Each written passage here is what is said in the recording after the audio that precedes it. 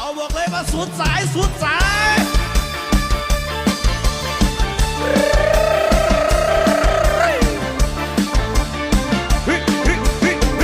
ลูกสุดเสียใจที่ทำให้แม่เสียหน้าชาวบ้านนินทาวันที่ลูกเสียรังเพราะฐานะชนจึงเป็นคนอกหักบ่าวต่างบ้านเงินมาแย่งคนหักไปครองค่าดองเป็นแสนสร้อยแหวนตั้งหาคนพูดทางถากว่าลูกตกตะปองก็มีปัญญาหาเงินค่าดองแล้วยังถูกมองถึงคนเอาเขากัน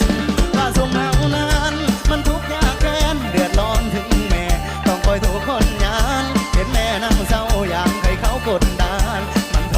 รมานหัวใจลูกเหลือเกินแม่ต้องเบอร์เซินกับคำพูดซ้ำซากลูกชายอกหักย้อนโตบ่สมเงินเสียงเขาบอกแม่ต้องก้มหน้าเดินเจ็บปวดเหลือเกินหัวอกลูกผู้ชายกลับขออภัย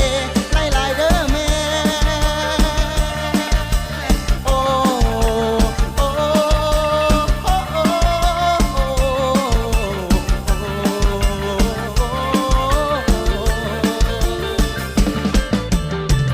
ลูกขออภัย